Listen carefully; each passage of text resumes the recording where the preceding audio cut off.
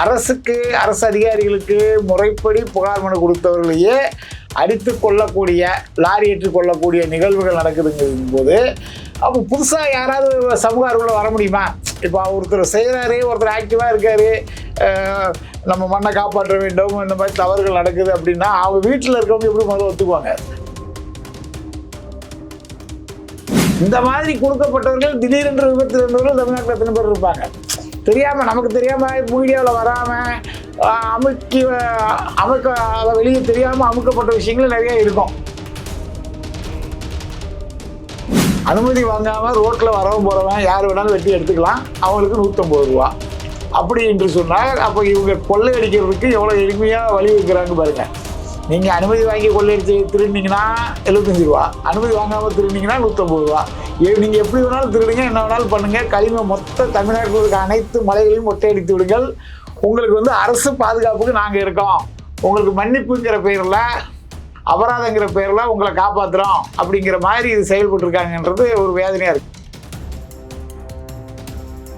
இந்த இடத்துல நீங்கள் நல்லா கவனிங்க, தமிழ்நாட்டில் மட்டும்தான் இந்த மாதிரியான ஒரு கேவலமான நிலை நடக்கிறது. கேரளாவில் போய் இந்த மாதிரி பண்ண தடையே பண்ணிட்டாங்க சார். நாங்கள் கல் வெட்டி எடுக்கவே முடியாது. அதுதான் சொல்கிறேன், கேரளாவில் பண்ண முடியல, கர்நாடகாவில் பண்ண முடியல, ஆந்திராவிலையும் பண்ண முடியல. ஆனால் இவங்களுக்கு தேவையானதெல்லாம் தமிழ்நாட்டிலேருந்து வெட்டி வெட்டி வெட்டி வெட்டி வெட்டி வெட்டி அனுப்பிட்டு இருக்காங்க.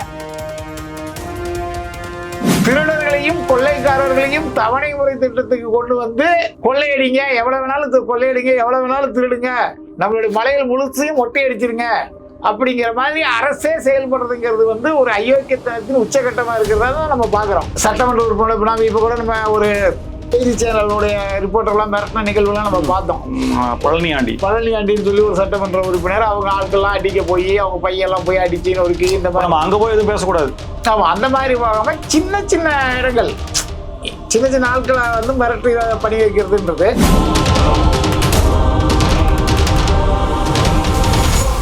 ஸ்பெக்ட்ரம் தமிழ் நேயர்களுக்கு வணக்கம். நம்மோடு அரசியல் விமர்சகர் முத்து ரமேஷ் நாடர் இருக்கிறார், பேசலாம் சார். வணக்கம். வணக்கம் ஐயா. சார், தேர்தல் நெருங்குது, 5000 ரூபாய் பணம் இல்லத்தரசிகளுக்கு கொடுத்துருக்காங்க, ஒரே குதூகலத்தோடு இருக்காங்க. அப்படியே இன்னொரு பக்கம் பார்த்தீங்க அப்படின்னா ஒரு கல்குவாரிக்கு 5 லட்சம் ரூபா அப்படியே நீங்க கொடுத்தே ஆகணும் அப்படின்ற மாதிரி ரொம்ப கண்டிப்பா சொல்றதாகவும், வசூலிக்கிற விதம் அப்படிங்கிறதும் ரொம்ப இப்படிலாம் வசூலிக்கிறாங்களோ அப்படின்ற மாதிரியான விஷயம் இருக்கு. சம்பந்தப்பட்ட துறை அமைச்சர் மேல வரைக்கும் புகார் நீளுது. அதனுடைய பின்புலம் என்ன? அதாவது சட்டமன்ற தேர்தலில் கனிம விலை அந்த டிபார்ட்மெண்ட் சார்பாக குறைஞ்சபட்சம் ஒரு 500 கோடி ரூபா வசூல் பண்ணணும்னு சொல்லி திட்டம் தீட்டப்பட்டதாகவும், அதற்கு பெரிய முதலாளிகிட்ட வாங்க முடியாது, பெரிய முதலாளினா ஒரே முதலாளிகிட்டே அவங்க வாங்கிட்டு போயிடுவாங்க.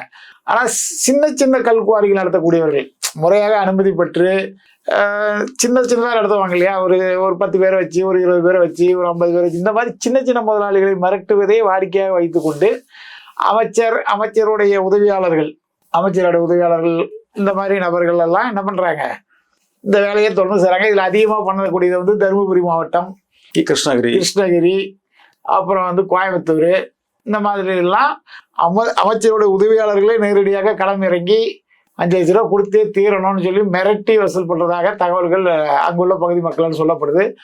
சின்ன தொழிலை செய்யக்கூடிய கல்குவாரி முதலாளிகள் வேற வழி இல்லாம அவங்க ஏற்கனவே கஷ்டத்துல இருக்காங்க. இப்போ பெரிய கல்குவாரிகள் முதலாளிகள் பல லட்ச கோடிகள் வச்சுக்கிட்டு அவங்க மலைகள் எல்லாம் அனுமதிக்கப்பட்ட அளவை மீறி நிறைய கொள்ளையடிக்கிற நிகழ்வுகளை நம்ம காணொலிகளில் பார்க்குறோம், சமூக வலைதளங்களை பார்க்குறோம். ஆனால் இந்த நடுத்தர தொழில் செய்யக்கூடியவர்களை வஞ்சிக்கும் விதமாக இவங்க இந்த மாதிரி செய்யறதுங்கிறது எந்த வகையிலும் ஏற்றுக்கொள்ள முடியாது. இதனால அவங்க ரொம்ப மன வருத்தத்தோடு இருக்காங்க. இதில் என்ன பார்க்குறீங்கன்னா, தென் மாவட்டங்களில் அந்த மாதிரி வசூல் பண்ண முடியலன்றதுக்காக அமைச்சருடைய ஆட்களே லெட்டர்பேட் அமைப்புகளாக தூண்டி விட்டு இந்த கல்குவாரியை மூடணும், இது மக்களுக்கு விரோதமாக செயல்படுது, அந்த கல்குவாரியை மூடணும், அது மக்களுக்கு விரோதமாக செயல்படுது. மக்கள் விரோதமாக செயல்படுற பெரிய பெரிய நிறுவனங்களை எதிர்த்து இவங்க போராடுறது கிடையாது. ஆனால் சாதாரணமாக சின்ன சின்ன முதலாளிகளை பாதிக்கிற வகையில இவங்களே தூண்டி விட்டு வசூல் பண்ண வேட்டை நடத்துறதாக அந்த பகுதி மக்கள் எல்லாம் சொல்றாங்க. 500 கோடி ரூபாய் டார்கெட் ஃபிக்ஸ் பண்ணி பண்றாங்க. ஆமா, அமைச்சர் உதவியாளர்னா யாரு? அவர் பேர் ஒருத்தர் பேர் செய்யுது, இன்னொருத்தர் பேர் ரஃபீக்னு சொல்லி சொன்னாங்க. இந்த மாதிரி நபர்கள் அமைச்சருடைய உதவியாளர் என்றாலே அமைச்சர் தான் உதவியாளர் தான் அமைச்சருங்கிற அளவுக்கு இவங்க செயல்படுறதுங்கிறது ஏற்றுக்க முடியாது. ரஃபீக்கிட்டா இருக்கலாம், செய்தா இருக்கலாம், யாரா வேணாலும் இருக்கலாம். இப்போ 1700 அனுமதி பெற்ற கல்குவாரிகள், சின்ன கல்குவாரிகள் இருக்கு. அப்போ ஒரு இதுக்கு வந்து பாத்தீங்கன்னா 5 லட்சம் ரூபா எவ்வளவு? அவங்க வந்து 850 கோடி ரூபாய் பிளான் பண்றாங்க. அமைச்சர் சொன்னது 500 கோடி ரூபாய்னா இவங்க 850 கோடி ரூபாய் வரைக்கும் வசூல் பண்றதுக்கான வேலைகளை செய்து வருகிறார்கள். ரெண்டாவது, திமுக ஆட்சி வந்து முடிவுக்கு வந்துடும், இனிமே நம்ம சம்பாதிக்க முடியாது, இந்த தடவை இன்னும் கொஞ்சம் ஒரு 2 மாசம் தானே இருக்கு, 1 மாசம் தானே இருக்கு, இதுல எவ்வளவு தூரம் நம்ம கொள்ளையடிக்க முடியுமோ அவ்வளவு தூரம் கொள்ளையடிக்கலாம் அப்படிங்கிற வகையிலையும் இந்த ஆட்கள் செயல்படுறதுங்கிறது வந்து தொடர்ந்து நடைபெற்றிருக்கிறது. கல்குவாரி அதிபர்கள் பாவம், அதாவது பெரிய பெரிய கல்குவாரி வானவர்களுக்கு எந்த பிரச்சனையும் கிடையாது. அவங்க நேரடியாக அவங்க 5 லட்சம் 10 லட்சம் வச்சுக்கணும்னு அவங்களே கொடுத்துருவாங்க. அவங்க முதலமைச்சராக இருக்கட்டும், துணை முதல்வராக இருக்கட்டும், இப்படி நேரடியாக டீல் பண்ணி பேசி முடிச்சிருவாங்க. ஆனா சின்ன சின்ன ஆட்களுக்கு வந்து இந்த மாதிரியான கடுமையான நெருக்கடியில இருக்கிறாங்க. இதனால சின்ன தொழில் அந்த அந்த சின்ன கல்குவாரி முதலாளியை நம்பி இருக்கக்கூடிய ஒரு 10 குடும்பம் 20 குடும்பம்னு சொல்லி மிகப்பெரிய அளவில் பாதிக்கப்படுது. 1700 குவாரிக்கும் போது ஒரு குவாரிக்கு 10 பேர்னா எவ்வளோ ஆச்சு? 17,000 பேருடைய வாழ்வாதாரம், அவங்களுடைய குடும்பம் எல்லாமே நடுத்தருக்கு வரக்கூடிய ஒரு சூழல் இருக்கு. இது இவர்களே திட்டமிட்டே பிரச்சனையை தூண்டி விட்டு வசூல் பண்றதுங்கிறதெல்லாம் ரொம்ப ஏற்றக்கூடிய விஷயமா இல்லை. சரி, இப்போ கல்குவாரி அசோசியேஷன் வரைக்கும் இந்த பிரச்சனை போய் அவங்க ஏதோ தீர்மானம் போட்டு பணத்தை முடிவு பண்ணதாகவும் ஒரு தகவல் வந்திருக்கு. பிரபலமான நாளிதழ்ல செய்தியா வந்திருக்கு. இப்போ இது அவங்க வரைக்கும் போறாங்க அப்படின்னா இதுல இருக்கக்கூடிய ஆபத்துக்கள் என்ன? அதாவது சார், இது வந்து கட்டாய வசூல்ன்றத வந்து ஏத்துக்கொள்ள முடியல, அவங்களால கட்ட முடியல. முதல்ல அவங்களுக்கு அந்த அளவுக்கு வருமானம் கிடையாது. 5 லட்சம் ரூபாய் கட்ட முடியல. பொதுமக்களை பார்க்கும்போது என்ன 5 லட்சம் ரூபாய் கொடுக்க முடியலன்றலாம் நம்ப முடியுதான்ற மாதிரி இருக்கு. அதாவது சார், இது நம்ம வெளியிருந்து பார்க்கும்போது நமக்கு அப்படி தெரியும். ஆனா அந்த தொழிலை செய்யக்கூடியவர்களுக்கு தான் அதுல உள்ள கஷ்டங்கள்லாம் தெரியும். இப்போ அதுல வந்து பாத்தீங்கன்னா மாதந்தோறும் அதிகாரிகளுக்கு கைவிட்டு கொடுக்கறதா இருக்கலாம், லோக்கல் தாசில்தார்களுக்கு, இந்த மாதிரி அரசு அதிகாரிகள் கையீடு கொடுக்கறது ஏற்கனவே வழக்கமா நடக்கிறது, நிறைய நடந்துட்டு இருக்கு. மாசம் நடந்துட்டு இருக்கு. இது வந்து இப்ப தேர்தல் சமயத்துல திடீர்னு 5 லட்சம் ரூபாய் கேட்கறதுங்கிறது அவங்களுக்கு ஒரு பெரிய தொகையா தானே இருக்கும். இப்போ வழக்கமா அவங்க பாவம் ஏற்கனவே 1 லட்சம் 2 லட்சம் 50,000 சொல்லி ஏதோ அவங்க சக்திக்கு உட்பட்டு அவங்க என்னென்ன உற்பத்தி பண்றாங்களா, உற்பத்தின்ற அவங்க பண்ணக்கூடிய விஷயங்களுக்கு ஏற்கனவே அவங்க கையை விட்டு கொடுத்து தான் இந்த தொழிலை செய்யக்கூடிய விஷயமா இருக்கு. வெளியில பாக்குறவங்களுக்கு கல்குவாரி மலரா பல கோடிகளை கொள்ளையடிச்சிருப்பாங்கப்பா, பல லட்சம் கோடிகளை கொள்ளையடிச்சிருப்பாங்க, இப்படிதான் நம்ம பார்த்துட்டு இருக்கோம். ஆனா வந்து சின்ன சின்ன தொழில் சின்ன ஆட்கள் இருக்காங்களா, அவங்களுக்குலாம் அந்த அளவுக்கு பெருசா கிடையாது. இப்போ பெரிய பெரிய கம்பெனிகள், அமைச்சர்களுடைய பினாமிகள், சட்டமன்ற உறுப்பினர் பினாமி, இப்ப கூட நம்ம ஒரு செய்தி சேனலுடைய ரிப்போர்ட்டர்லாம் மிரட்டின நிகழ்வுலாம் நம்ம பார்த்தோம். பழனியாண்டின்னு சொல்லி ஒரு சட்டமன்ற உறுப்பினர், அவங்க ஆட்கள்லாம் அடிக்க போய் அவங்க பையெல்லாம் போய் அடிச்சுன்னு ஒரு இந்த மாதிரி அங்க போய் எதுவும் பேசக்கூடாது. ஆமா, அந்த மாதிரி போகாம சின்ன சின்ன இடங்கள், சின்ன சின்ன ஆட்களை வந்து மிரட்டி பண்ணி வைக்கிறதுன்றது. ரெண்டாவது, இவங்க என்ன பண்ணா, நீங்க அளவுக்கு அதிகமா வெட்டிருக்கீங்கன்னு சொல்லி அவங்கள மிரட்டுறதுக்கு வந்து ட்ரோன் எல்லாம் விட்டு அளவுலாம் எடுத்து நீங்க பாத்தீங்கன்னா, சரி நீங்க 5 மீட்டர் தான் எடுக்கணும், ஆனா நீங்க 15 மீட்டர் எடுத்துட்டீங்க, நீங்க 2 மீட்டர் தான் எடுக்கணும், 10 மீட்டர் எடுத்துட்டீங்க. இந்த மாதிரி மிரட்டல் போக்கோடு ஒரு சில, அதாவது ஒரு சிறு முதலாளியை மிரட்டி அவர்கிட்ட தான் நம்ம பணம் பறிச்சா போதும், அப்புறம் இவரை வச்சியே நம்ம எல்லாத்திட்டையும் வசூல் பண்ணிக்கலாம், பயமுறுத்தி வசூல் பண்ணிக்கலாங்கிற அடிப்படையில் இவங்க இந்த மாதிரி செயல்படுறாங்கன்றதுதான் செய்தியாக இருக்கிறது. இது வந்து இன்றைய சூழல் வந்து ரொம்ப மோசமா இருக்கு. அதாவது நீங்க சொன்ன மாதிரி தமிழகத்துல வந்து இது டெய்லியும் ஒவ்வொரு செய்திகள் நம்ம பேப்பர்ல படிச்சுக்கிட்டே இருக்கோம். டெய்லியும் இந்த மாதிரியான செய்திகள், அரசு அதிகாரிகள் இந்த மாதிரி இது பண்றாங்க, அமைச்சருடைய உதவியாளர்கள் பண்றாங்க, ஆளுங்கட்சி பிரமுகர்கள் பண்றாங்க, இந்த மாதிரியான விஷயங்கள் தொடர்ந்து நடந்துகிட்டே இருக்குது. இது வந்து பொதுமக்களை நேரடியா பாதிக்காம சின்ன தொழில் செய்யக்கூடியவர்கள் மூலம் அதை வச்சு ஒரு 10 குடும்பம் 20 குடும்பங்கும் போது கிட்டத்தட்ட அதே உங்களுக்கு 17,000 குடும்பங்கள் பாதிக்கப்படுற நிகழ்வுகளை நம்ம பார்க்குறோம். இது வந்து பத்திரிகை செய்தியாக இருக்கட்டும், எதா இருக்கட்டும், அதாவது அரசியல் பிரமுகர், ஆளுங்கட்சி அரசியல் பிரமுகர், மிகப்பெரிய பணக்காரன், அந்த மாதிரி ஆளுங்களுக்கெல்லாம் பிரச்சனை கிடையாது. ஏழை நடுத்தர மக்கள் தெரிஞ்சோ தெரியாமலும் இந்த தொழில் இறங்கின மக்களுக்கு ஏற்கனவே அவங்களுக்கு மாதம் கொடுக்க வேண்டிய மாமூல் ஒன்று இருக்குது. இப்போ திடீர்னு தேர்தல் சமயத்தில் இந்த மாதிரி கேட்கும்போது அவங்களால மிகப்பெரிய பாதிப்புக்கு உள்ளாகிறாங்க. அவங்க சேர்த்து வச்ச பணத்தையே இழக்கக்கூடிய ஒரு சூழல் தான் இந்த இடத்துல பார்க்குறோம். ஒட்டுமொத்த அதிகார வர்க்கம், குறிப்பா அதிகாரிகள் எல்லாமே இதுக்கு உடந்தையா தான் இருக்காங்க. யாருமே நேர்மையா செயல்படல. ரெண்டாவது, பொதுமக்கள்ல இன்னும் எதிர்க்கட்சியை சார்ந்தல, ஏன்னா அதிமுகல கடந்த 10 ஆண்டுகள் ஆட்சி பண்ணிருக்காங்க. அந்த குறிப்பிட்ட பகுதியில் இருக்கக்கூடிய அதிமுகவினர் இதற்கு எதுவுமே குரல் கொடுக்கல, ஆதாரங்களை கொடுக்கல அப்படிங்கிறத எடுத்துக்கலாமா, தகவலா எடுத்துக்கலாமா?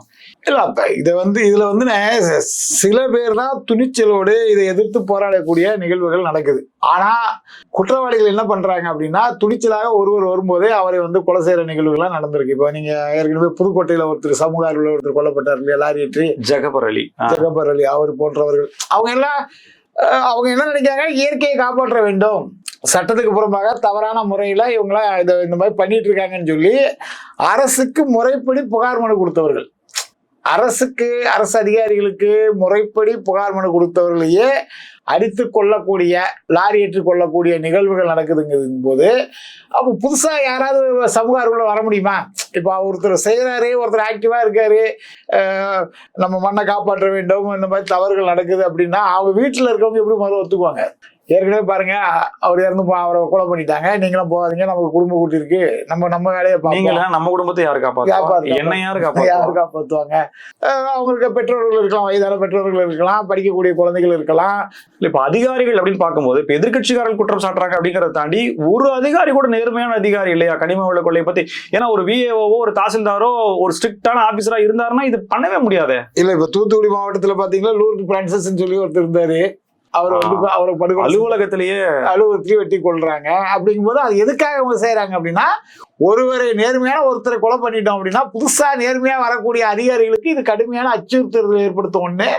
ரெண்டாவது, அவங்க வந்து நேர்மையாளராக இருந்தாலும் நம்ம வேலை ஒண்ணுன்னு இருப்போம், நீதிக்காக நேர்மைக்காக எல்லாரும் என்ன பண்றாங்களோ, ஊரோடு ஒன்றிவாள், நம்ம உயிர் நம்ம குடும்பம் அப்படிங்கிற மாதிரியான நிலைக்கு தள்ள பண்றாங்க இல்லையா? இப்ப அப்படி இருக்கிறவங்க, நானே அந்த இடத்துல இருந்தாலும் என்ன பண்ண முடியும்? மனைவி மக்கள் வரும்போது என்ன நினைக்க முடியும்? நீங்களா இருந்தாலும் அதுதான், நானா அந்த அச்சுறுத்தல் கொடுக்குறாங்க. சினிமாவில நம்ம ஹீரோஸை காட்டிடலாமே தவிர நிஜ வாழ்க்கையில உயிர்களை இழக்கக்கூடிய நிகழ்வுகள் நிறைய நடந்திருக்கு. இப்ப ஸ்ரீவைகுண்டத்துல எல்லாம் பாத்தீங்கன்னா, ஆத்து மணல் திருடர்களை எதிர்த்து போராடின ஓய்வு பெற்ற வாத்தியார் 87 வயது முதியவர்கள்லாம் கொலை பண்ண நிகழ்வுகளை நம்ம பார்த்து. அதெல்லாம் ஒரு 5-6 வருஷம் ஆகிப்போச்சு. கொங்கராயக்குறிச்சியில நடந்தது. இது வந்து இந்த மாதிரியான நிகழ்வுகள் வந்து தொடர்ந்து நடக்கிறதுக்கான காரணங்கள், நேர்மையாளர்கள், துணிச்சல் மிக்கவர்கள் களத்தில் இறங்கி போராடுவதை தடுத்து நிறுத்த வேண்டும். அது அரசு அதிகாரிகளா இருக்கலாம், சமூக ஆர்வலராக யாரும் வரக்கூடாது, அவங்களுக்கு பாடமா இருக்கணும். இப்போ நம்ம தமிழ்நாட்டை பொறுத்தளவுக்கு பாத்தீங்கன்னா, மேற்கு தொடர்ச்சி மலைங்கிறது வந்து ஒரு இயற்கை கொடுத்த ஒரு அரண். அது வந்து கன்னியாகுமரி மாவட்டத்தை ஆரம்பிச்சு இங்க திருவண்ணாமலை வரைக்கும் வருது. அதுலதான் ஊட்டி இருக்குது, கொடைக்கானல் இருக்குது, ஏற்காடு இருக்குது. எல்லா செல்வங்களும், வனச்செல்வங்களும் இருக்கக்கூடிய பகுதிகளாக தான் இந்த பகுதி இருக்கு. ஆனா அதை பாருங்க, இன்னைக்கு வந்து சபாநாயகர் இருக்கக்கூடிய ராதாபுரம் தாலுகாவில் சில மலைகள்லாம் காணாம போயிருச்சுன்னு சொல்லி அந்த பகுதி மக்கள் கடுமையா புகார் தெரிவிக்கிறாங்க, எதிர்ப்பு தெரிவித்து போராடுறாங்க. இப்ப சீமான் போன்றவர்கள்லாம் அதாவது மலைங்கிறது நம்மளுடைய தாயின் மார்பை வெட்டி பால் குடிக்கிற மாதிரி இவனுங்கெல்லாம் அழிச்சிட்டு இருக்காங்கன்னு சொல்றாங்க. அதுக்காக போராட்டங்கள்லாம் முன்னெடுக்கிறாங்க. ஆனால் அந்த மனித நேயமற்ற அரக்கர்கள் போன்று, பணத்திற்காக அரக்கர்கள் போன்று செயல்படக்கூடிய இந்த கொள்ளையர்களை வந்து தடுத்து நிறுத்தக்கூடிய இடத்துல யாரும் இல்லை. இவங்கெல்லாம் முழுக்க அதிகாரிகளை கையில போட்டுக்கிட்டு, ஆட்சியாளர்களை கையில போட்டுக்கிட்டு, அரசியல்வாதிகளை கையில போட்டுக்கிட்டு நம்மளுடைய இயற்கை அரணை அழிக்கக்கூடிய வேலைகளை செய்து வருகிறார்கள். இது வந்து இன்னைக்கு நடக்கிறது அவங்களுக்கு நல்ல மாதிரி தெரிஞ்சாலும், ஏதோ ஒரு வகையில வருமானம் இருந்தாலும் கூட, பிற்காலங்களில் இன்னும் ஒரு 50 வருஷம் 100 வருஷம் கழிச்சுலாம் பார்த்தீங்கன்னா மழைகளும் இல்லாமல் நம்ம தமிழ்நாடு எந்த அளவுக்கு ஒரு பாலைவனமாக மாறக்கூடிய ஒரு சூழல்லாம் இருக்கு. இப்போ சோமானியா போன்ற நாடுகளில் வந்து இந்த மாதிரி இயற்கையை கொள்ளையடிக்க கும்பல்களால் பல பேர் பொதுமக்கள் வந்து இப்போ படுகொலை செய்யப்படுறாங்க. இந்த மாதிரி செய்திகள்லாம் நம்ம நிறைய படிக்கிறோம். அதாவது ஆப்பிரிக்க நாடுகள்லாம் இந்த மாதிரி நடக்குது, கனிம வள கொள்ளைக்காக நடக்குது, டைமண்ட்ஸ்க்காக நடக்குது, நிறைய நடக்குது, அதெல்லாம் நடக்குது, நம்ம பார்த்துட்டு இருக்கோம். அதே போன்ற நிகழ்வுகள் தமிழ்நாட்டிலையும் இன்னைக்கு நடக்க ஆரம்பிச்சிச்சு. இப்போ இந்த கடந்த ஆண்டுகள்ல நம்ம வந்து பாக்குறோம் இல்லையா, ஜகபர் அலி, லூர்து பிரான்சிஸ், இந்த மாதிரி போன்றவங்க இதெல்லாம் வெளியே தெரியாமல் விபத்துன்ற பேர்ல எத்தனை பேரை நேர்மையானவர்கள் கொல்லப்பட்டிருக்காங்க நமக்கு எப்படி தெரியும்? நம்ம இதை வந்து அவங்க முறைப்படி தாசில்தாருக்கு மனு கொடுத்துருக்காங்க, கனிம அதிகாரிகளுக்கு மனு கொடுத்துருக்காங்க, அதனால இவங்க கொல்லப்பட்டுட்டதுனால நமக்கு தெரிய வருது. இந்த மாதிரி கொடுக்கப்பட்டவர்கள் திடீரென்று விபத்தில் இருந்தவர்கள் தமிழ்நாட்டில் எத்தனை பேர் இருப்பாங்க? தெரியாம, நமக்கு தெரியாம, மீடியாவில் வராம வெளியே தெரியாம அமுக்கப்பட்ட விஷயங்கள் நிறைய இருக்கும். அதே மாதிரி நேர்மையாளர்கள், மண்ணையும் மக்களையும் நேசிக்கக்கூடியவர்கள் களத்தில் இறங்கி போராடக்கூடாதுங்கிற அடிப்படையில இந்த மாதிரி நிகழ்வுகள் தொடர்ந்து நடந்துகிட்டு இருக்கு. அதை தான் நம்ம பார்த்துட்டு இருக்கோம்.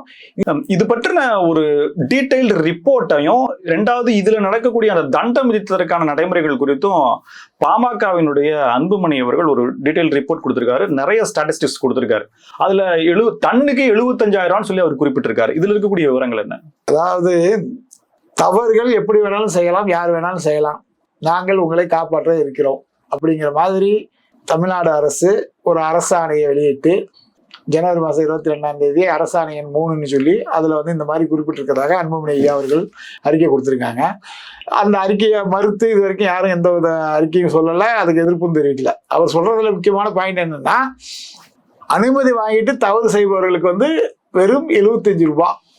ஒரு டன் கனிம வளம் எடுத்தா அதுக்கு தண்டம் 75 ரூபா. 75 ரூபா.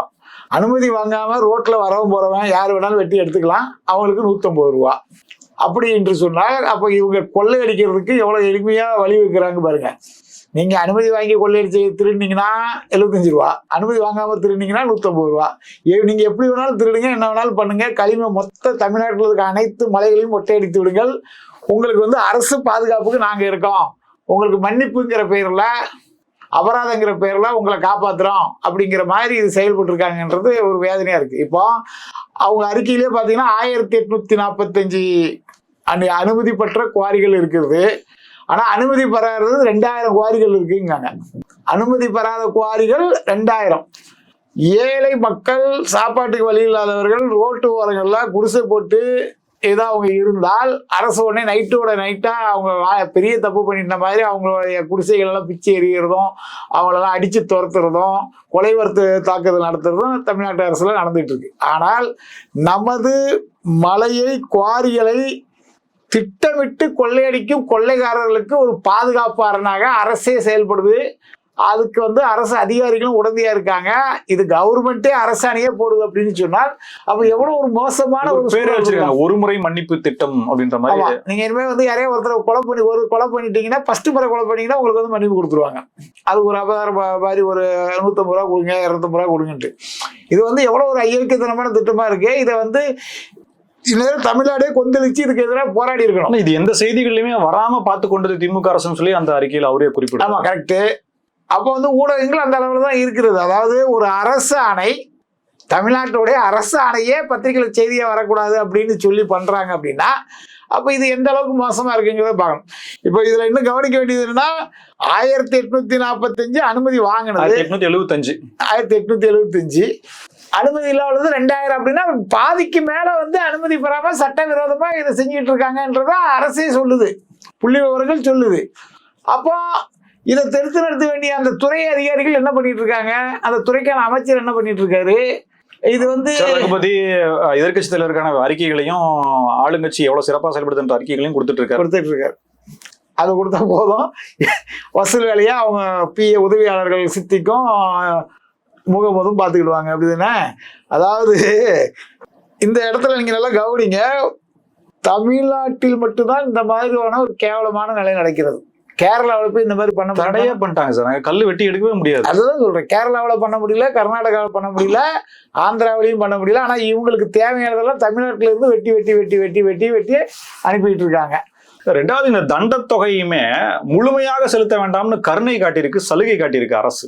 அதாவது கனிம வள கொள்ளையர்களுக்கு தவணை முறை திட்டம் அப்படின்னு சொல்லி தமிழ்நாடு அரசு அறிவித்திருக்கிறது ஒரு ஆச்சரியமான விஷயமா இருக்கு. அதாவது 10 கோடி ரூபாய்க்கு கம்மியா இருந்துச்சுன்னா கொஞ்சம் கொஞ்சமா கட்டிக்கலாம், ஒரு வருஷத்துல கட்டணுமா, அந்த மாதிரியான திட்டங்களை சொல்லியிருக்காங்க. அதே 10 கோடி ரூபாய்க்கு மேல அப்படின்னா 2 வருஷம் நீங்க எடுத்துக்கீங்க, பொறுமையா கட்டுங்க. அதாவது அரசுக்கு செலுத்த வேண்டியது 25 ரூபா அனுமதி வாங்கியிருந்தா, அப்ப நீங்க தவறுதலா எவ்வளவு எடுத்திருந்தாலும் எக்ஸ்ட்ரா 50 ரூபா ஃபைனு, 75 ரூபா தான். இந்த 75 ரூபாய் எத்தனை 10 கோடி ரூபாய்க்குள்ள இருந்துச்சுன்னா நீங்க கொஞ்சம் தண்ட தொகை 10 கோடிக்கு கீழே இருந்தா 6 மாசத்துல கட்டிடலாம், 6 மாசத்துல கட்டிக்கலாம். 10 கோடி ரூபாய்க்கு மேல இருந்தா 2 வருஷம் கட்டிக்கலாம். அதாவது இதெல்லாம் ஒரு உன்னதமா வரவேற்கக்கூடிய ஒரு திட்டம், வாராக்கடன் வசூல் மாதிரி இது மன்னிப்பு திட்டம். அப்போ திருடர்களையும் கொள்ளைக்காரர்களையும் தவணை முறை திட்டத்துக்கு கொண்டு கொள்ளையடிங்க, எவ்வளவு வேணாலும் கொள்ளையடிங்க, எவ்வளவு வேணாலும் திருடுங்க, நம்மளுடைய மலைகள் முழுசையும் மொட்டை அடிச்சிருங்க அப்படிங்கிற மாதிரி அரசே செயல்படுறதுங்கிறது ஒரு அயோக்கியத்தனத்தின் உச்சகட்டமா இருக்கிறதா நம்ம பாக்குறோம். இதை வந்து என்ன சொல்றதே தெரியல. இப்போ இந்த தண்டத்தொகைன்னு போட்டிருக்காங்க இல்லையா, இப்போ இந்த தொகையை வச்சு 1 டன் கனிம வளங்கள் மார்க்கெட்ல கிட்டத்தட்ட 7,000 ரூபாய்க்கு விற்கிறாங்க. ஆனா இவங்க வசூலிக்கிற தொகையில 4 செங்கல் மட்டும்தான் வாங்க முடியும். இப்போ இந்த திட்டத்தையே கூட ஏன் கொண்டு வந்தோங்கிறதுக்கு கேள்வி என்னன்னா, ஓய்வு பெற்ற அதிகாரிக்கு அலாதின்றவரை நாங்க குழுவா அமைச்சோம், அவர் கொடுத்த பரிந்துரையின் பேர்ல கொண்டு வந்திருக்கோம் அப்படின்னு சொல்லி அரசு சொல்லுது. எந்த அளவுக்கு ஒரு கேவலமான அரசாக இந்த அரசு இருக்குது. ஷார்ட்டா மட்டும் முடிச்சுங்க, நிறைய இருக்கு. அதாவது இவங்க இந்த மாதிரி திட்டங்கள் ஏன் கொண்டு வந்திருக்காங்க அப்படின்னா, அலாவுதீன்கிற ஒருத்தருடைய தலைமையில ஒரு குழு அமைச்சு இதை எப்படி சரி பண்ணலாம் நாங்க முயற்சி பண்ணோம், அதுக்கு அந்த குழு கொடுத்த பரிந்துரை தான் இது அப்படிங்கிறாங்க. இப்போ 7,500 ரூபாய் மார்க்கெட்ல விற்கக்கூடிய ஒரு பொருளுக்கு வெறும் 75 ரூபாய் அபதாரம் போட்டு அவங்க எப்படி வேணாலும் திருடிக்கிடலான்னு சொன்னால், அப்போ தமிழ்நாட்டில் எப்படி மலைகள் இருக்கும், குவாரிகள் எப்படி வந்து செயல்படும், முறையாக அனுமதி வாங்கிட்டு எப்படி செயல்படுவாங்க அப்படிங்கிறதெல்லாம் நம்ம யோசிக்கக்கூடிய விஷயமா இருக்கு. இது ரொம்ப ஒரு கடுமையான மோசமான ஒரு சூழலை உருவாக்கியிருக்கு. தமிழ்நாட்டினுடைய கனிம வள கொள்ளையர்களால் ஆப்பிரிக்க நாடுகள் போன்று மிகவும் மோசமான ஒரு சூழல் தமிழ்நாட்டில் ஏற்படுறதுக்கான வாய்ப்புகள் இருக்கிறது. கனிம வள கொள்ளைகளுக்கு திமுக ஆட்சி கருணை காட்டுறது இது முதல் முறை அல்ல. ஏற்கனவே வந்து பல 100 கோடிகள், ஒரு 250 கோடி ரூபாய்க்கு மேல அபராதம் விதிக்கிறாங்க. அதை குறைச்சி 13-14 கோடியா குறைக்கிறாங்க. அதே போல கிருஷ்ணகிரி மாவட்டத்திலேயே 320 கோடி போடுறாங்க, அதையும் குறைச்சி 14 கோடியா கம்மி பண்றாங்க. இதெல்லாம் இவங்க சாப்பாட்டுக்கு வழி இல்லாம கஷ்டப்படுறாங்களா? இவங்களுக்கு கருணை காட்டுறதுனால என்ன இது இருக்கு? பேய் அரசாண்டால் பிணந்தின்னும் சாத்திரங்கள் அப்படின்ற மாதிரி அவர் சொன்னாருன்னு சொல்லிருங்க, அவ்வளவுதான். இதை பத்தி பாட்டாளி மக்கள் கட்சி வழக்கு தொடர இருப்பதாகவும் அவர் சொல்லியிருக்காருன்ற மாதிரி சொல்லிருங்க. 250 கோடிக்கு மேல, அடுத்தது 320 கோடிக்கு மேல. அதாவது 320 கோடி ரூபாய் ஃபைன் விதிச்சவங்களுக்கு வெறும் 15 கோடி 18 கோடி அப்படின்னு சொல்லி பார்க்கிங் பண்ணி, அதாவது ஏற்கனவே அவங்க செஞ்ச தப்புக்கு அவதாரம் விதிச்சாச்சு 350 கோடி ரூபாய். அதே மாதிரி தென் மாவட்டங்களில் 232 கோடி இதை போட்டுட்டு அதை வெறும் 13 கோடி ரூபாய்க்கு மாத்துறாங்க. அப்போ இவங்கெல்லாம் என்ன அடிப்படையில் இந்த மாதிரி செயல்படுறாங்கன்றது, விளிம்பு நிலை மனிதர்கள், இவங்கெல்லாம் சாப்பாட்டுக்கு வழி இல்லாதவர்களா? அதாவது 232 கோடி ரூபாய் தவறு பண்ணியிருக்காங்க, அதுக்கு அபதாரம் தான் விதிக்கப்பட்டிருக்குது. அது எப்படி? இந்த ஏற்கனவே சொன்ன மாதிரி இந்த 75 ரூபா 7,500 ரூபாய் மதிப்புள்ளதுக்கு 75 ரூபா அபதாரம். அப்போ ஒரு 4 செங்கல் கூட வாங்குற காசு கூட அபதாரமா விதிக்கல. 4 செங்கல் கூட விதிக்கக்கூடிய விஷயம் கூட இவங்க பண்ணல. அன்புமணியே மிக தெளிவா சொல்லியிருக்காங்க, பேய்கள் அரசாண்டால் பிணந்தின்னும் சாத்திரங்கள் சொல்லி அவங்க தெளிவாக கொடுத்துருக்காங்க. 2வது, நாங்கள் உயர்நீதிமன்றத்தை அணுகுவோம், இதுக்கு முறைப்படி நாங்கள் வழக்கு பதிவு பண்ணுவோம்னு சொல்லியிருக்கிறாங்க பாட்டாளி மக்கள் கட்சி சார்பாக. இது வந்து தமிழகத்தில் வந்து இந்த மாதிரியான நிலை வந்து பொதுமக்கள் வந்து பெரிய விழிப்புணர்வு இல்லாதனால இது மாதிரி நடக்குது. அப்படி இல்லைன்னா இவங்க வந்து ஆளுங்கட்சியில் இருக்கக்கூடிய கல்குவாரி அதிகாரிகளை இவங்களே ஓட விட்டு அடிக்கக்கூடிய ஒரு காட்சிகள் நிகழ்வுகள்லாம் வருகாலங்களில் நடக்கிறதுக்கான வாய்ப்புகள் இருக்கிறது. இந்த மாதிரியான மோசமான ஆட்சி தமிழகத்திலிருந்து அகற்றப்பட வேண்டும். கனிம கொள்ளை நடக்காததற்கு மக்கள் என்னென்ன செய்ய முடியுமோ அதை செய்யணும். இது கனிம வளங்களை கொள்ளையடிக்கிறது விற்பனை அப்படிங்கறத பார்த்தோம் அப்படின்னம்னா, அண்டை மாநிலங்களுக்கு போது, குறிப்பா கேரளாவுக்கு மிக அதிகப்படியான வளங்கள் போகுது, ரோடே பாதிக்குது. 2வது, ஒட்டுமொத்தமா கேரளாவில் தடை செய்யப்பட்டிருக்கு. ஆனா கேரளாவினுடைய கட்டிட தேவைக்காக தமிழ்நாட்டிலிருந்து தான் வளங்கள் எல்லாமே எடுத்து போகப்படுதுன்ற குற்றச்சாட்டுகள் முன்வைக்கப்படுது. இது தடுக்கவே முடியாதா? அதாவது கேரளாவில் வந்து எடுக்கக்கூடாதுங்கிறது அந்த அரசு தெளிவாக ஒரு சட்டத்தை ஏற்றி யார் தவறு செய்தாலும் அவங்க மீது கடுமையான நடவடிக்கை எடுப்போம் அப்படிங்கிற மாதிரி சொல்லியிருக்காங்க. ஆனால் தமிழ்நாட்டில் இருந்து சட்டவிரோதமாக அரசு அதிகாரிகள் ஆட்சியாளர்களோட அவர்களுக்கு கையூட்டு கொடுத்து ஒரு நாளைக்கு 5,000 வண்டிகள் கொங்கு பகுதியில் இது மட்டும், உதாரணத்துக்கு கோயம்புத்தூர் மாவட்டம், திருப்பூர் மாவட்டம், 2 மாவட்டங்களில் உள்ள சில தாலுகால இருந்து மண்ணு, கல், ஜல்லி எல்லாம் அள்ளிட்டு போறதாக தகவல்கள் ஏற்கனவே நம்ம படிச்சிருக்கோம், பார்த்துருக்கோம். அது என்னன்னா, ஒரு யூனிட்டுக்கு 400 ரூபாய் லஞ்சம். அப்போ ஒரு லாரிங்கும் போது ஒரு 12 யூனிட்டுங்கும் போது 5,000 ரூபாய். ஒரு லாரிக்கு லஞ்சம் மட்டும் மாமூல் மட்டும் 5,000 ரூபாய். அப்படிங்கும்போது ஒரு நாளைக்கு 5,000 வண்டிகள், அப்படிங்கும்போது ஒரு நாளைக்கு 2.5 கோடி ரூபாய் லஞ்சமாக பெறப்படுகிறது. ஒரு நாளைக்கு 2.5 கோடி ரூபாய். அப்போ மாசம் எவ்வளவு ஆச்சு? மாசம் 300 கோடி, வருஷத்துக்கு 3,600 கோடி ரூபாய் இந்த சாதாரண லஞ்ச பணம் மட்டும். அப்போ ஒரிஜினலா விற்கக்கூடியது எவ்வளவு விற்பாங்க, அதுல எத்தனை 1000 கோடி ரூபாய் கொள்ளையடிப்பாங்க. இவ்வளவு பெரிய கொள்ளையை ஆட்சியாளர்களோ இல்ல ஆட்சியாளர் குடும்பத்திற்கோ தெரியாமலோ நடக்கிறதுக்கு வாய்ப்பு இருக்குதா? முதல்வர் குடும்பத்திற்கு இதில் தொடர்பு இருக்குதுன்னு சொல்லி அந்த பகுதி மக்கள் கடுமையான குற்றச்சாட்டுகள் சொல்லியிருக்காங்க. அந்த பகுதியை சேர்ந்த சில அமைப்புகள்லாம் போராடி இருக்கு, ஈஸ்வரன் போன்றவர்கள்லாம் போராடி இருக்காங்க. அப்போ இவ்வளவு ஒரு மோசமான ஒரு சூழல் தமிழக கனிம கொள்ளையில் நடந்துட்டு இருக்கு. அது மட்டும் இல்லாம கிராவல் மண்ணு லோக்கல்ல வைக்கிறது, அது ஒரு வண்டி ஒரு நாளைக்கு 400 லோடுகள்ல வைக்கப்படுறதாக தகவல்கள் புள்ளி விவரங்கள் பத்திரிகை செய்திகள் நம்ம படிக்கிறோம். அப்போ இது வந்து ஒரு மிகப்பெரிய கொள்ளையாக வருஷத்துக்கு 3600 கோடி ரூபாய்னா 5 வருஷத்துக்கு இப்போ எவ்வளவு நடந்திருக்கும்? 15,000 கோடி, இடத்துல 20,000 கோடி, 20,000 கோடி ரூபாய் ஒரு பகுதியில மட்டும்தான். அதாவது நம்ம வந்து கிருஷ்ணகிரி, தர்மபுரி இதெல்லாம் கணக்குல எடுக்கல, திருநெல்வேலி, தூத்துக்குடி, கன்னியாகுமரி கணக்குல எடுக்கல.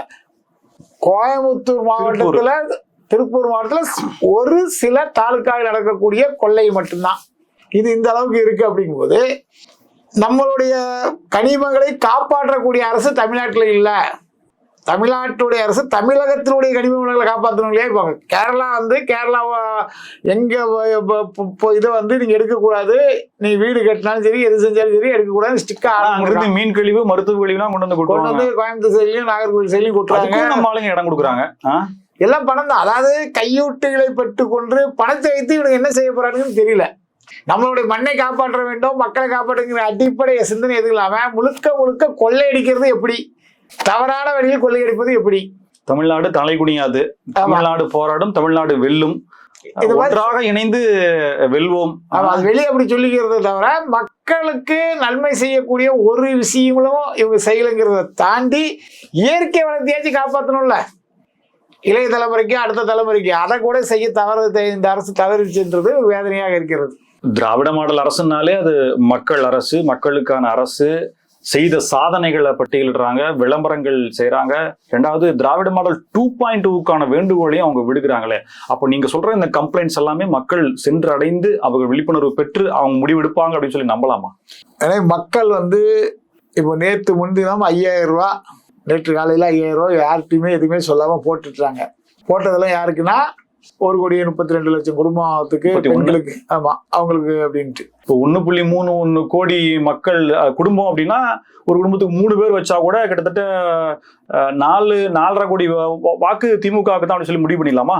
ஆமா, முடிவு பண்ணிடலாம். அதாவது எப்படின்னா திமுகவிற்கு முடிவு கட்ட வேண்டும் என்பது மக்கள் வந்து ஒரு முடிவு எடுக்க வேண்டிய ஒரு நிகழ்வை நம்ம பார்க்கிறோம். எப்படின்னா இந்த பணம் என்பது திமுகவுடைய அறக்கட்டையிலிருந்து கொடுக்கப்பட்ட பணமா, அல்லது ஸ்டாலின் ஐயா குடும்பத்திலிருந்து கொடுக்கப்பட்ட பணமா, அல்லது திராவிடர் கழகத்திலிருந்து ஏற்கனவே பல லட்சம் கோடியில கொள்ளையடிச்சு வச்சிருக்காங்களா அந்த பணமா? எந்த பணம் இது? இது வந்து மக்களுடைய பணம், மக்களுடைய வரி பணத்தை இவர்கள் ஓட்டு வாங்க வேண்டும், மீண்டும் நம்ம வந்து ஆட்சிக்கு வர வேண்டும், அதன் மூலம் பல லட்சம், இப்ப இது இருக்கு இல்லையா, இதுல எத்தனை ஜீரோ போட்டு 560 கோடி, 6,560 கோடிக்கு 6,56,000 கோடி ரூபாய் கொள்ளையடிக்கிறதுக்கான திட்டமிடுதல் தான் இவங்க வந்து சின்ன மீனை போட்டு பெரிய முதலையை பிடிக்கிறதுக்காக இந்த மாதிரி செய்யறாங்கன்னு சொல்லி படிக்காத பாமர பெண்கள் கூட பேசக்கூடிய நிகழ்வுகள் நம்ம பாக்குறோம். படிக்காத பாமரங்களை என்ன சொல்றாங்க, எதுக்கு இவன் திடீர்னு 5000 ரூபாய் போட்டா? பொங்கலுக்கு கூட போடல. தமிழர் திருநாள் பொங்கலுக்கு 5000 ரூபாய் போட சொல்லி எதிர்கட்சி தலைவர் உள்ளிட்ட அனைத்து அரசியல் கட்சியும் கோரிக்கை வச்சுது, அதுக்கு போடல. திடீர்னு தேர்தல் அறிவிக்க போறாங்கன்னு ஒரு வாரத்துல 10 நாள்ல அதுக்கு முன்னாடி போடணும்னு சொல்லி போட்டிருக்காங்க. அப்படின்னா இவர்கள் எவ்வளவு பெரிய கொள்ளையடிக்கிறதுக்கான திட்டத்தை செயல்படுத்துற விதமாக இந்த மாதிரி செயல்பட்டு சொல்லி படிக்காத பாமர மக்கள் கூட கேள்வி கேட்கக்கூடிய நிலைமை தான் நம்ம பாக்குறோம். திமுக மீண்டும் ஆட்சிக்கு வந்துவிடக் கூடாது, வந்தால் நமக்கு 5000 ரூபாய் கொடுக்கக்கூடிய இவர்கள், அப்போ இவர்களுடைய கொள்ளையடிக்கக்கூடிய நோக்கம் 50,000 ரூபாயா, 5 லட்சம் ரூபாயா, 5 கோடியா? ஒருவருக்கு 5000 ரூபாயை கொடுத்துட்டு 5 லட்சம் கோடி ரூபாய் கொள்ளையடிக்கிறதுக்கு திமுக திட்டம் போட்டு இருக்குது அப்படிங்கிறத படிக்காத பாமர மக்களே கேட்கிறாங்க. அதனால திமுக வந்து 2.0 இந்த இதெல்லாம் கிடையாது. இப்ப மிகப்பெரிய கனிம வள கொள்ளை நடக்கக்கூடிய மாவட்டமாக எங்களுடைய மாவட்டம் திருநெல்வேலி மாவட்டம் இருக்கு. அந்த மாவட்டத்தினுடைய சட்டமன்ற உறுப்பினராக இருக்கக்கூடியவர், சபாநாயகர் இருக்கக்கூடியவர் இந்த மாதிரி கனிம வள கொள்ளைகளை தடுத்து நிறுத்தத்துக்கு ஏதாவது நடவடிக்கை எடுத்திருக்காரானா கிடையாது. அவருக்கு வந்து ஒரே பிரச்சனை, பிரதமர் மோடி தங்க விலையை உயர்த்திட்டாரு அப்படின்னு நேற்று வரையும் புலம்பிட்டு இருந்தாரு. இன்னிலிருந்து தங்க விலையை வந்து மோடி குறைச்சிட்டாருன்னு சொல்லி புலம்பிட்டு இருக்காராம். ஏன்னா அவருடைய பிரச்சனை வந்து தங்க விலை ஏறிச்சா குறைஞ்சிருச்சு, அதுக்கு காரணம் பிரதமர் மோடி. அப்போ எந்த மாதிரி அறிவாளிகள்லாம் வாத்தியார்களாக, அது அவரெல்லாம் பள்ளி வாத்தியாராம், எந்த மாதிரி மிகச்சிறந்த அறிவாளிகள்லாம் பள்ளிக்கூட வாத்தியாரா இருந்து செயல்பட்டு இருக்காங்கிறத நம்ம பார்க்க முடியுது. மோசமான ஒரு கனிம கொள்ளையை மறைப்பதற்கு, கனிம வளைய கொள்ளையை மறைப்பதற்கு திமுக திட்டமிட்டு செயல்படுகிறது. இது எந்த வகையிலும் யாராலும் ஏற்றுக்கொள்ள முடியாது. வருகின்ற 2026 தேர்தல் அதற்கான ஒரு விழிப்புணர்வு தேர்தலாக நிச்சயம் திமுகவுக்கு பாடம் சொல்லிக் கொடுக்கும்.